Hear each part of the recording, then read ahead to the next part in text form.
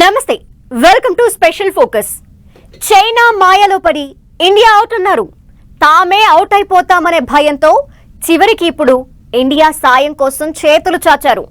మాల్దీవుల అధ్యక్షుడు భారత్ లో పర్యటించిన వేళ ఆసక్తికర పరిణామాలు చోటు చేసుకున్నాయి. చైనా అండతో మనల్ని చిన్నగా చూసిన మైర్జు కళ్ళు ఇప్పుడు భారత్ వైపు ఆశగా చూశాయి. సాయం చేయండని అర్థించాయి. మాల్దీవుల అధ్యక్షుడి తీరుకు కారణమేంటి? ఉన్నట్టుండి కాళ్ల బేరానికి ఎందుకు వచ్చినట్టు?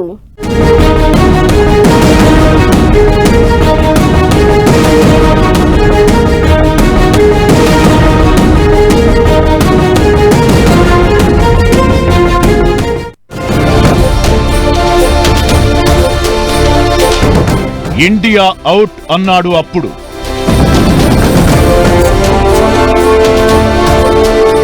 భారత్తో కాళ్ల బేరం ఇప్పుడు.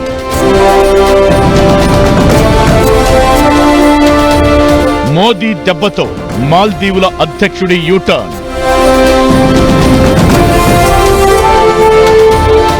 భారత టూరిస్టులకు ప్రత్యేక విన్నపాలు.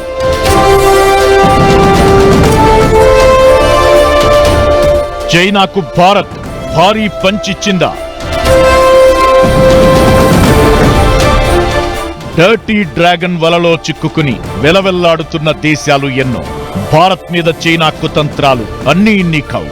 ఇండియాతో ఆనుకుని ఉన్న దేశాలు, ఇండియాతో అనుబంధంగా ఉన్న దేశాలను టార్గెట్ చేసుకుని ఫ్రెండ్షిప్ పేరుతో దొంగ సాయం చేసి వాళ్లతో భారత్ ను టార్గెట్ చేయించి ఆ తరువాత చేతులు దులుపుకోవడం డ్రాగన్ కు అలవాటే. శ్రీలంక, పాక్, ఇప్పుడు మాల్దీవుల విషయంలో జరిగింది అదే. అయితే భారత్ స్థాయి ఏంటో, స్థానం ఏంటో మాల్దీవులకు తెలిసొచ్చింది. ఇండియా అవుట్ అని ఒకప్పుడు విమర్శలు చేసి భారత్ మీద ఓవర్ యాక్షన్ చేసిన మాల్దీవుల అధ్యక్షుడు ఇప్పుడు కాళ్ల బేరానికొచ్చాడు. ఒక్క దెబ్బతో మాల్దీవులకు మోదీ చుక్కలు చూపించగా ఆర్థిక వ్యవస్థ వెలవెల్లాడింది. దీంతో ఆ దేశ అధ్యక్షుడు దిగొచ్చారు. భారత్ కు, భారత టూరిస్టులకు విన్నపాల మీద విన్నపాలు వినిపించారు.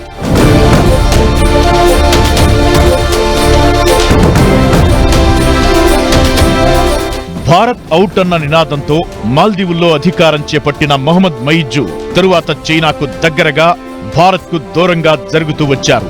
హిందూ మహాసముద్రంలో భారత్ కు వ్యూహాత్మక భాగస్వామి అయిన మాల్దీవులు చైనాతో సంబంధాలను పెంచుకోవడంపై ఆందోళన వ్యక్తమయ్యాయి. ఇలాంటి పరిస్థితుల్లో భారత్ లో తొలిసారి ద్వైపాక్షిక పర్యటన కోసం మైర్జు ఢిల్లీ వచ్చారు.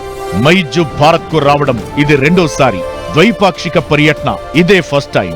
భారత్ కు వచ్చిన మైర్జు స్వరం మారినట్లు కనిపించింది. చైనాకు మద్దతిచ్చే మైర్జు భారత్ పై విధేయతను ప్రదర్శించి చైనాకు సందేశమిచ్చాడు.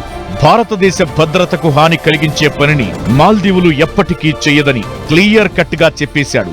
మాల్దీవులు ప్రస్తుతం ఆర్థిక సంక్షోభాన్ని ఎదుర్కొంటోంది. ఈ సంక్షోభాన్ని అధిగమించేందుకు అధ్యక్షుడు మైర్జు భారత్తో సంబంధాలను పునరుద్ధరించుకోవడంలో బిజీగా ఉన్నారు. అందుకే చైనాను పొగిడినా భారత్కే ప్రాధాన్యమిస్తున్నారు.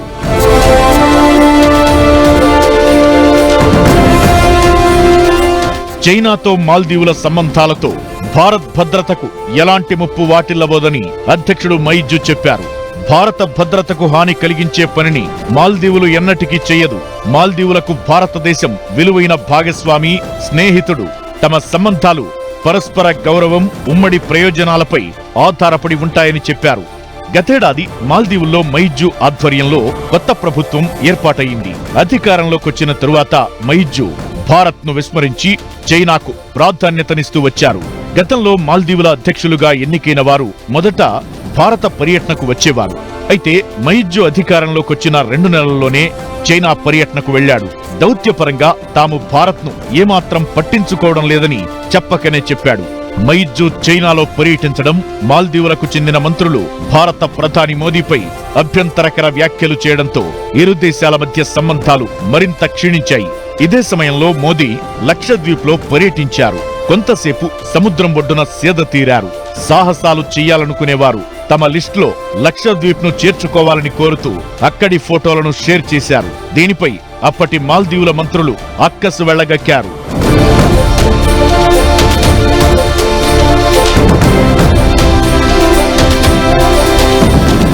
లక్షద్వీపుల్లో మోదీ పర్యటనపై మాల్దీవుల మంత్రులు వాడిన భాష అంతా ఇంతా కాదు. అది కాస్త పెద్ద దుమారానికి దారితీసింది. సోషల్ మీడియాలో పెద్ద యుద్ధానికి దారితీసింది. బాయ్కాట్ మాల్దీవ్స్ అనే హ్యాష్ ట్యాగ్ ట్రెండ్ అయింది. భారత టూరిస్టులు మాల్దీవుల పర్యటనకు వెళ్లడం పూర్తిగా తగ్గించేశారు. ఆ ప్రభావం ఆ దేశ ఆర్థిక వ్యవస్థపై భారీగా పడింది. లేటెస్ట్ గా మాల్దీవుల ఇస్లామిక్ బాండ్ల విక్రయం తీవ్రమైంది. 2026లో డాలర్ డినామినేటెడ్ సుకుక్ ఈ వారం రికార్డు కనిష్ట స్థాయి 70 సెంట్ల దిగువకు పడిపోయింది. దీంతో మాల్దీవుల నుంచి డిఫాల్ట్ ప్రమాదం పెరిగింది. విదేశీ మారక ద్రవ్య నిల్వలు కూడా భారీగా ప్రభావితమయ్యాయి. దీంతో భారత్ లేకుండా తమ దేశ భవిష్యత్తును నిర్ణయించలేమని మాల్దీవుల అధ్యక్షుడు మైజు తెలుసుకున్నారు. మోదీ మూడోసారి దేశ ప్రధానిగా బాధ్యతలు చేపట్టే సమయంలో భారత్ పర్యటనకు వచ్చారు. దీంతో ఆ దేశ వైఖరిలో మార్పు వచ్చినట్లు సంకేతాలను మాల్దీవుల ప్రభుత్వం పంపించింది. ఇప్పుడు 4 నెలల వ్యవధిలోనే మరోసారి మైజు భారత్ లో పర్యటిస్తున్నారు. చైనా వదిలేస్తుందని తెలుసుకుని అది చాలా జాగ్రత్తగా మళ్ళీ భారతదేశం మీతోనే స్నేహం ఉంటాం, మీకున్న దగ్గర దేశం, ఎన్నో మనకి చరిత్ర ఉన్నదని మాల్దీవ్స్ ప్రెసిడెంట్ ఆయన గవర్నమెంట్ అంటూ మన భారతదేశం కూడా చాలా తెలివితేటలుగా వాళ్ళు ముందర తొందరపడినా భారతదేశం తొందరపడకుండా రియల్ డిప్లొమసీ ఎక్కువగా విదేశీ విషయాలు ఇలాగే హ్యాండిల్ చేయాలి, ఓపిక్గా హ్యాండిల్ చేయాలి, మాటలు జారకూడదు, ఒక మాట రాకూడదు. భారతదేశం అన్నీ చేస్తే గత 2-3 నెలలు బట్టి మళ్ళీ ప్రెసిడెంట్ మాల్దీవ్స్ అంతా మళ్ళీ భారతదేశంతో ఉంటామని వస్తే చైనాకు చాలా దెబ్బ. మైజు పర్యటనతో భారత్ మాల్దీవుల మధ్య సంబంధాలను బలోపేతం చేసే దిశగా చర్చలు సాగుతున్నాయి. ఇకటు మాల్దీవులతో భారత్ కు ఉన్న దీర్ఘకాలిక స్నేహాన్ని మోదీ ప్రత్యేకంగా గుర్తు చేశారు. మాల్దీవులు ఎప్పుడు కష్టాల్లో ఉంటే సాయం అందించే తొలి దేశంగా తాము ఉంటామని స్పష్టం చేశారు. కోవిడ్ సమయంలో మాల్దీవులకు వందల కొద్దీ వ్యాక్సిన్లు పంపడం, ఆర్థిక సాయంతో మౌలిక సదుపాయాల అభివృద్ధిలో భారత్ చేపట్టిన కీలక ప్రాజెక్టులను ప్రస్తావించారు. ఇలా మాల్దీవులకు భారత్ ఎంత ముఖ్యమో చెప్పకనే చెబుతూ మైజుకు గుర్తు చేసిన మోదీ కంట్రోల్ తమ చేతుల్లోకి తీసుకొచ్చే ప్రయత్నం చేశారు. మన దేశాన్ని ఎలా ఇబ్బంది పెట్టాలా అని కుతంత్రాలు చేస్తున్న చైనాకు మాల్దీవులను కంట్రోల్లో పెట్టుకుని డ్రాగన్ కు గట్టి సంకేతాలు పంపారు మోదీ. భారత్ మాల్దీవుల మధ్య ద్వైపాక్షిక భేటీ వ్యాపార పరంగా, సెక్యూరిటీ పరంగా రాబోయే రోజుల్లో కీలకంగా మారనుంది.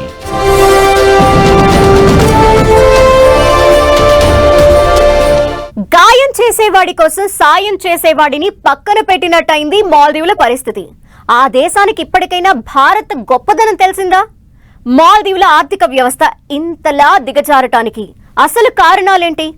మాల్దీవులు భారత సంబంధాలు ఇక మెరుగుపడినట్లేనా? చైనా రియాక్షన్ ఎలా ఉండే ఛాన్స్ ఉంది? మాల్దీవులతో మైత్రి మనకెలా కలిసి రాబోతోంది?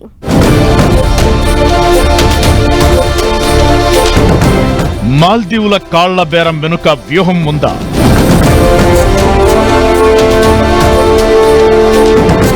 మాల్దీవులకు భారత్ విలువ తెలిసిందా?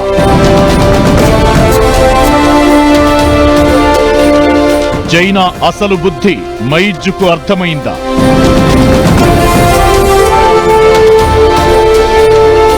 మాల్దీవులు ఎలాంటి సాయం కోరే ఛాన్స్ ఉంది?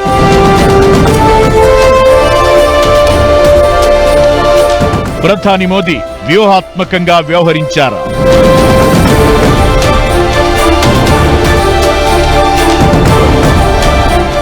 హిందూ మహాసముద్రంలో 1200 పగడపు దీవుల సముదాయమే మాల్దీవులు. ఈ ద్వీపదేశం జనాభా 5,20,000. మోదీ లక్షద్వీప్ పర్యటనపై మాల్దీవుల మంత్రుల రియాక్షన్ తో సోషల్ మీడియాలో యుద్ధమే జరిగింది. ఇండియా నుంచి టూరిస్టుల సంఖ్య 50,000కు పైగా తగ్గిపోయింది. ఇది ఆ దేశ ఆర్థిక వ్యవస్థపై భారీగానే ప్రభావం చూపించింది. ఇకటు ఆహారం, మౌలిక సదుపాయాలు, భవన నిర్మాణాలు, ఆరోగ్య సంరక్షణ, ఇతర అవసరాల కోసం భారత్ మీద ఆధారపడుతోంది. మైజు భారత పర్యటన ఎజెండాలో ఆర్థిక ప్యాకేజీ అంశం ఉందన్న విషయాన్ని రెండు ప్రభుత్వాలు కన్ఫర్మ్ చేయకపోయినా మోదీతో మైజు చర్చల్లో ఇది భాగం కావడం ఖాయమనే అభిప్రాయాలు వినిపిస్తున్నాయి. గ్రాంట్ ఇన్ ఎయిడ్ రూపంలో ఆర్థిక సాయం పొందడమే మైజు టార్గెట్ అయ్యే ఛాన్స్ ఉంది. మాల్దీవుల్లో విదేశీ మారక ద్రవ్యం భారీగా తగ్గింది. $440 మిలియన్ పడిపోయింది. క్షీణించిన విదేశీ మారక నిల్వల్ని పెంచుకునేందుకు మాల్దీవ్స్ సెంట్రల్ బ్యాంక్ $400 మిలియన్ మార్పిడి ఒప్పందం కోసం ఎదురు చూస్తోంది.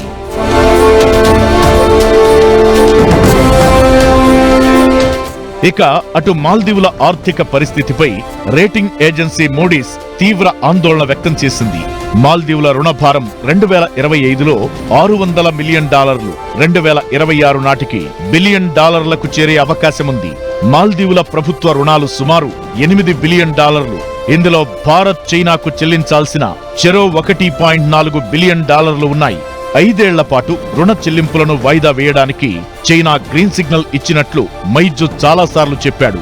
అయితే చైనా నుంచి మాత్రం ఎలాంటి ఆర్థిక సాయం అందలేదు. మాల్దీవులను రక్షించేందుకు మరే ఇతర దేశం ముందుకు రాకపోవడంతో భారత్తో దెబ్బతిన్న సంబంధాలను చక్కదిద్దడానికి మైజు ఇప్పుడు భారత పర్యటనకు వచ్చినట్లు కనిపిస్తోందనే చర్చ జరుగుతోంది. ఆగస్టులో భారత విదేశాంగ మంత్రి జయశంకర్ మాల్దీవుల్లో పర్యటించారు. ఇది మాల్దీవులు భారత్ మధ్య ద్వైపాక్షిక సంబంధాలు పునరుద్ధరించేలా చేశాయి.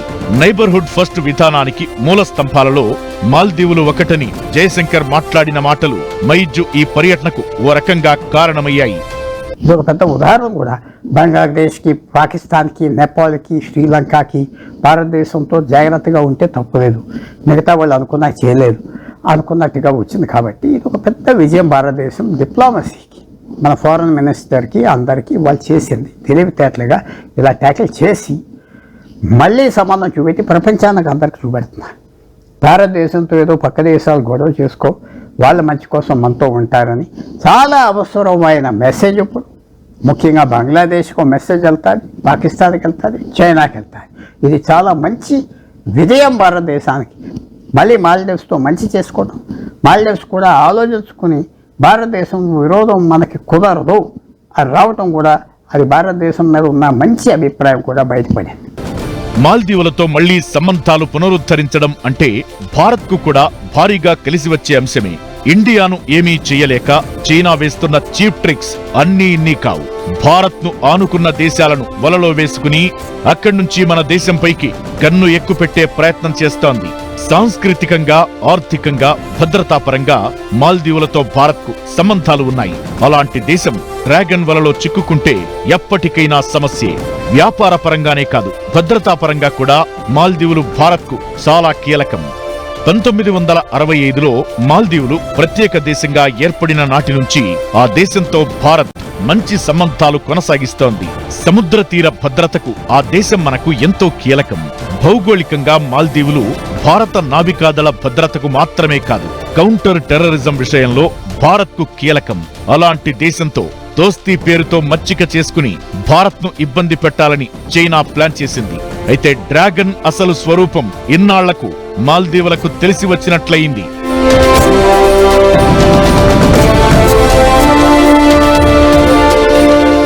రక్షణ భద్రతా రంగంలో భారత్ పైనే మాల్దీవులు ఆధారపడి ఉంది. 1988 నుంచి ఆ దేశానికి భారత్ సహాయం అందిస్తోంది. ఈ బంధాన్ని బలోపేతం చేసే లక్ష్యంతో 2016లో ఒక ఒప్పందం కూడా కుదిరింది. మాల్దీవుల్లో ఇందిరాగాంధీ మెమోరియల్ హాస్పిటల్ పేరుతో క్యాన్సర్ ఆస్పత్రిని నిర్మించేందుకు భారత్ 52 కోట్లు విరాళంగా ఇచ్చింది. అక్కడి విద్యారంగంలో భారతదేశం కీలక పాత్ర పోషించింది. ప్రధాని మోదీ హయాంలో భారత్ మాల్దీవుల మధ్య వాణిజ్యం 4 రెట్లు పెరిగి 17 కోట్ల నుంచి $50 కోట్ల చేరుకుంది. భారత్ నుంచి భారీ సాయం పొందుతూనే మహ్మద్ మైజు అధికారంలోకొచ్చిన తరువాత భారత్ను విస్మరించే ప్రయత్నం చేశాడు. చివరికి తప్పు తెలుసుకుని భారత్తో సంబంధాలను మరింత పెంచుకునేలా ప్రయత్నాలు మొదలుపెట్టారు. అయితే భారత్ పొరుగు దేశాలైన బంగ్లాదేశ్, నేపాల్లో కీలక పరిణామాలు చోటు చేసుకున్నాయి. బంగ్లాదేశ్లో భారత్తో సన్నిహితంగా వ్యవహరించిన షేక్ హసీనా ప్రభుత్వం కూలిపోవడం, భారత విధానాలను విమర్శించే కేపీ శర్మ ఓలీ నేపాల్ ప్రధానమంత్రిగా తిరిగి రావడం వంటి పరిణామాల మధ్య మాల్దీవుల వ్యవహార శైలిలో వచ్చిన మార్పు భారత్కు స్వాగతించదగినదే.